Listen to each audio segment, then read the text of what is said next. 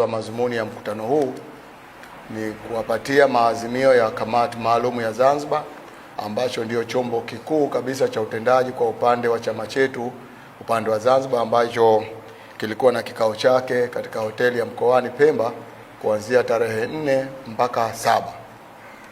Lakini kabla ya kuwapatia maazimio hayo, napenda kuwaarifu umma pia kwamba kunako tarehe 30 ya mwezi wa 5 Baraza la Wanawake kupitia kamati utendaji yake ambayo iliketi Dodoma ilimteua ndugu yetu Bi Mkubwa Bareki ambaye mnamuona hapa kuwa naibu katibu mkuu wa Baraza la Wanawake Zanzibar, akichukua nafasi ya Bi Asiata Saidi Abubakar ambaye yeye alijiunga na Chauma. Lakini pia juzi katika kikao cha kamati ya utendaji ya baraza la wazee lilimteua ndugu yetu Hassan Al-Habedi kuwa naibu katibu mkuu wa baraza la wazee Zanzibar. Nichukue fursa hii kuwapongeza viongozi wote wawili. Ninaamini uwepo wao katika safu ya uongozi wa ngazi ya juu ya chama chetu kutaongeza nguvu ya chama chetu na kuendelea na mapambano ya kudai haki na demokrasia zaidi ndani ya nchi yetu. Baada ya taarifa hiyo fupi, sasa niwapitishe kwenye maazimio ya kikao cha kamati maalum ya Chadema Zanzibar kilichofanyika Pemba tarehe 7 Juni 2026. Kamati maalum ya Chadema Zanzibar ilifanya kikao chake cha kawaida tarehe 7 Juni 2026 kisiwani Pemba chini ya uongozi wa makamo mwenyekiti ambaye pia ni mwenyekiti wa kikao hicho, ndugu Saidi Mzee Saidi. Kikao hicho kilipokea kujadili taarifa mbalimbali kuhusu hali ya kisiasa, kijamii, kiuchumi nchini pamoja na masuala ya ujenzi na uimarishaji wa chama. Baada ya majadiliano ya kina, kamati maalum imeafikia maazimio kama yafuatavyo. Namba 1, hali ya siasa nchini na haja ya katiba mpya. Kamati maalum imejadili kwa kina hali ya siasa nchini na kubaini kuwa changamoto nyingi zinazoendelea kuikabili Zanzibar na Tanzania, ikiwemo migogoro ya uchaguzi, matumizi makubwa madaraka ya rais, ukosefu wa uwajibikaji wa taasisi za umma na kuendelea malalamiko kuhusu haki za kiraia na kisiasa, zinatokana na mapungufu ya mfumo wa kikatiba uliopo ambao tumeurisi kwenye ukiritimba wa chama kimoja cha siasa. Kutokana na hali hiyo, kamati maalum imesisitiza ulazima wa kuanza mchakato wa kuandikwa kwa katiba mpya ya Zanzibar ya wananchi itakayojengwa juu ya misingi ya demokrasia, uwajibikaji, usawa na utawala wa sheria. Kamati maalum imeagiza sekretariat ya kamati maalum Zanzibar kuanza mara moja mchakato wa kuunda kamati ya wataalamu na wadau ambayo itashirikiana na makundi mbalimbali ya wananchi, asasi za kiraia, vyama vya kisiasa, taasisi za kitaaluma na viongozi wa dini ili kufanya uchambuzi wa kina na kutoa mapendekezo ya hatua stahiki za kufanikisha upatikanaji wa katiba mpya ya Zanzibar. Katiba hiyo inapaswa kuhakikisha kuwa Zanzibar inapata tume huru ya uchaguzi yenye mamlaka kamili ya kusimamia uchaguzi bila kuingiliwa na serikali au chama chochote cha siasa. 2, uteuzi wa makamishna ya tume ya uchaguzi unafanyika kupitia mchakato huru na shirikishi na uwazi. 3, matokeo ya uchaguzi yanaweza kuhojiwa na kupingwa mahakamani ili kuhakikisha haki na uadilifu wa uchaguzi. 4, mamlaka ya nguvu za rais zinawekewa mipaka ya mifumo madhubuti ya uwajibikaji. 5, vyombo vya ulinzi na usalama vinafanya kazi zake kwa mujibu wa katiba na sheria bila kuhusishwa na shughuli za kisiasa. 6, wananchi wanakuwa na mamlaka kuu ya nchi na hakuna mtu, taasisi au chombo chochote kilicho juu ya katiba na sheria hizo.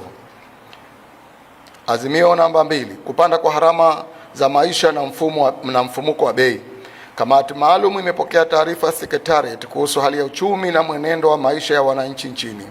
Kamati imeeleza wasiwasi mkubwa kuhusu kuendelea kupanda kwa gharama za maisha, ongezeko la bei za bidhaa muhimu, gharama za usafiri, huduma ya kijamii pamoja na kupungua kwa uwezo wa wananchi kumudu mahitaji yao ya msingi. Kamati imeitaka serikali kuchukua hatua za haraka na madhubuti za kupunguza mfumuko wa bei, kuimarisha uzalishaji wa ndani na kupunguza kodi zinazoongeza gharama kwa wananchi na kuweka mazingira bora ya biashara yanayochochea ukuaji wa uchumi na ajira. Azimio namba 3. Tathmini ya bajeti ya serikali ya mwaka 2026-2027. Kamati maalum imejadili bajeti ya serikali ya Zanzibar kwa mwaka wa fedha wa 2026-2027 iliyowasilishwa katika Baraza la Wawakilishi na kubaini mapungufu mbalimbali yanayoathiri matarajio na maendeleo ya wananchi. Kamati imebaini kuwa bajeti hiyo haijatoa majibu ya kutosha kwa changamoto za msingi zinazowakabili wananchi, hususan kupanda kwa gharama za maisha, ukosefu wa ajira kwa vijana, changamoto sekta ya kilimo, uvuvi na biashara ndogo ndogo, kuongezeka kwa deni la umma bila maelezo ya kutosha kuhusu manufaa yake kwa wananchi, kutengwa kwa fedha zisizotosheleza katika sekta muhimu za afya, elimu na uwezeshaji wa vijana na wanawake, kutokuwepo kwa mikakati madhubuti ya kuongeza uzalishaji wa ndani na kupunguza utegemezi wa bidhaa kutoka nje. Kamati maalum imeitaka serikali kuwasilisha mpango wa wazi wa kuimarisha uchumi wa wananchi na kuhakikisha matumizi ya fedha yanazingatia uwajibikaji, ufanisi na matokeo yanaonekana kwa wananchi wote. Azimio namba 4. Uamuzi kuhusu wanachama wa ndugu Said Issa Mohamed. Kamati maalum imepokea taarifa kutoka kanda ya Pemba kuhusu hatua za kumvua wanachama aliyekuwa makamu mwenyekiti wa Chadema Zanzibar ndugu Said Issa Mohamed. Baada ya kupitia taarifa, vielelezo na taratibu zote zilizotumika, kamati maalum imeridhia kwa hatua zilizochukuliwa zilizingatia katiba, kanuni na taratibu za chama. Hivyo kamati maalum imejiridhisha kuwa ndugu Said Issa Mohamed amepoteza sifa ya kuendelea kuwa mwanachama wa Chadema na imeunga mkono uamuzi wa kamati maalum ya kanda ya Pemba.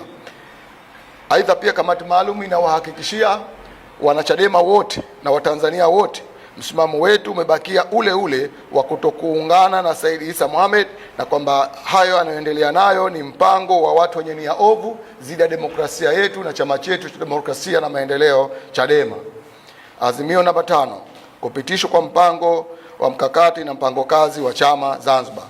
Kamati maalum imepokea ripoti ya kitaalamu kuhusu mpango wa mkakati na mpango kazi wa Chadema Zanzibar kwa kipindi cha mwaka 2026 mpaka 2031. Baada ya kujadili kwa kina, kamati maalum imeridhia na kupitisha rasmi mpango mkakati na mpango kazi huo kwa ajili ya utekelezaji. Kamati imeelekeza viongozi na watendaji wote wa chama kuhakikisha mipango hiyo inatekelezwa kwa ufanisi ili kuimarisha chama, kuongeza ushiriki wa wananchi katika shughuli za kisiasa na kuimarisha harakati za demokrasia, uwajibikaji na maendeleo kwa wananchi wote. Azimio namba 6. Wito kwa wananchi.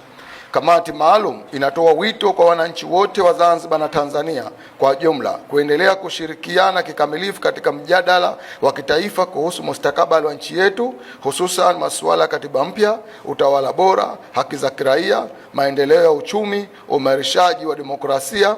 Chadema itaendelea kusimama pamoja na wananchi katika kupigania haki, usawa, uwajibikaji wa viongozi na maendeleo endelevu la taifa letu. Hitimisho. Kamati maalum imepongeza viongozi na wanachama na wafuasi wote wa Chadema Zanzibar kwa kuendelea kukijenga chama na kushiriki katika harakati za kuimarisha demokrasia nchini. Chama kitaendelea kutumia njia za amani, sheria na demokrasia katika kutafuta mabadiliko chanya kwa manufaa ya wananchi wote.